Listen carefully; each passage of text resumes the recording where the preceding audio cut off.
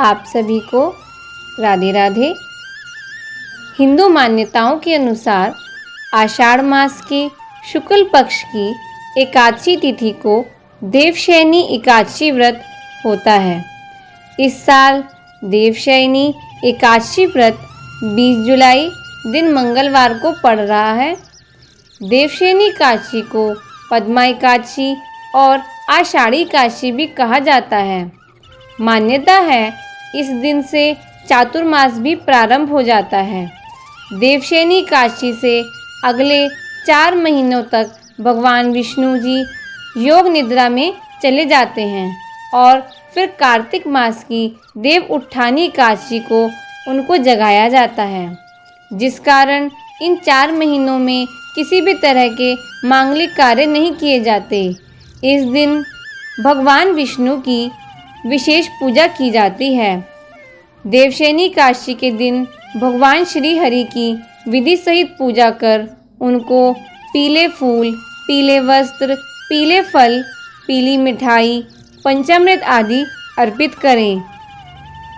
एक बार धर्मराज युधिष्ठिर श्री कृष्ण से बोले, हे केशव, आषाढ़ शुक्ल एकादशी का क्या नाम है? इस व्रत के करने का क्या महत्व है और इस व्रत की विधि क्या है और किस देवता का पूजन किया जाता है? श्री कृष्ण कहने लगे, हे युधिष्ठिर, जिस कथा को ब्रह्मा जी ने नारद जी से कहा था वही मैं तुमसे कहता हूँ। एक समय नारद जी ने ब्रह्मा जी से यही प्रश्न किया था। तब ब्रह्मा जी ने उत्तर दिया कि हे नारद, तुमने कलयुगी जीवों के उद्धार के लिए बहुत उत्तम प्रश्न किया है, क्योंकि देवशयनी एकादशी व्रत समस्त व्रतों में उत्तम है। इस व्रत से समस्त पाप नष्ट हो जाते हैं और जो मनुष्य इस व्रत को नहीं करते वे नरक को जाते हैं।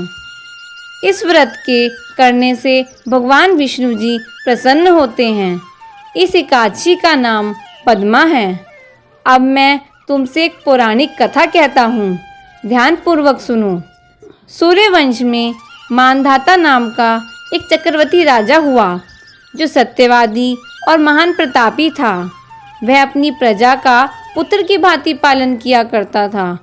उसकी सारी प्रजा धन धान्य से भरपूर और सुखी थी। उसके राज्य में कभी अकाल नहीं पड़ा। एक समय उस राजा के 3 वर्ष तक वर्षा नहीं हुई और अकाल पड़ गया। प्रजा अन्न की कमी के कारण अत्यंत दुखी हो गई। अन्न के न होने से राज्य में यज्ञ आदि भी बंद हो गए।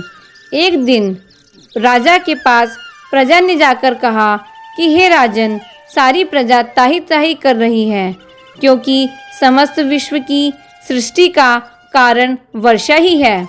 वर्षा के अभाव से अकाल पड़ गया और अकाल से प्रजा मर रही है।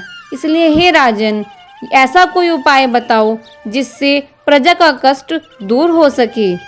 राजा मानधाता कहने लगे, आप लोग ठीक कह रहे हैं, वर्षा से ही अन्न उत्पन्न होता है और आप लोग वर्षा न होने से ही दुखी हैं। मैं आप सबके दुख को समझता हूँ।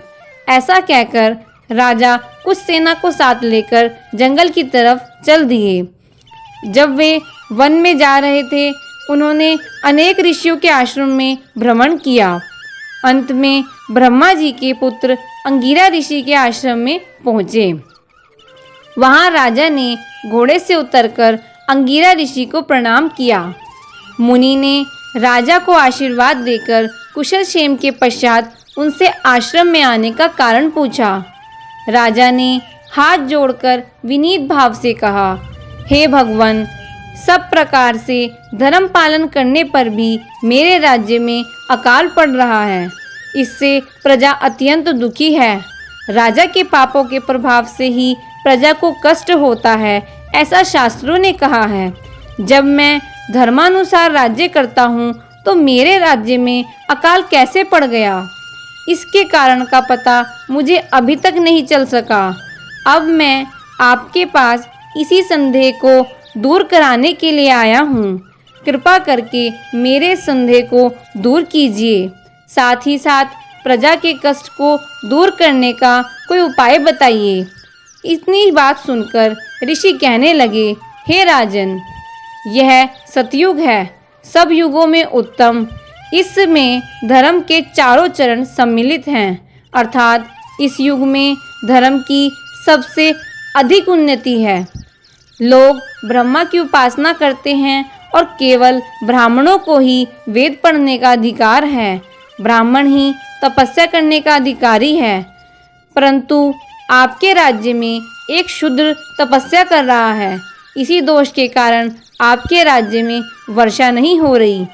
इसलिए यदि आप प्रजा का भला चाहते हैं तो उस शूद्र का वध कर दीजिए।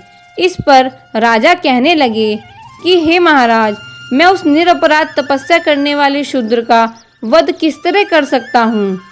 आप इस दोष से मुक्त होने का कोई दूसरा उपाय बताइए। तब ऋषि कहने लगे, हे राजन, यदि तुम अन्य उपाय जानना चाहते हो तो सुनो। आषाढ़ मास के शुक्ल पक्ष की पद्मा नाम की एकादशी को विधि पूर्वक व्रत करो। व्रत के प्रभाव से तुम्हारे राज्य में वर्षा होगी और प्रजा सुख प्राप्त करेगी, क्योंकि इस एकादशी का व्रत सब सिद्धियों को देने वाला और समस्त उपद्रवों को नाश करने वाला है। इस एकादशी का व्रत तुम प्रजा, सेवक और तथा मंत्री सहित करना। मुनि के इन वचनों को सुनकर राजा अपने नगर को वापस आया और उसने विधि पूर्वक पद्मा एकादशी का व्रत किया। उस व्रत के प्रभाव से वर्षा हुई और प्रजा को सुख पहुंचा। इस मास की एकादशी का व्रत सब मनुष्यों को करना चाहिए। यह सब मनुष्यों को लोक में भोग और परलोक में मुक्ति देने वाला है। इस कथा को पढ़ने और सुनने से मनुष्य के समस्त पाप नष्ट हो जाते हैं। देवशयनी एकादशी का व्रत करने से व्यक्ति को सभी पापों से मुक्ति मिलती है और मृत्यु के बाद भगवान श्री हरि की कृपा से वैकुंठ धाम में स्थान प्राप्त होता है। बोलो वृंदावन बिहारी लाल की जय।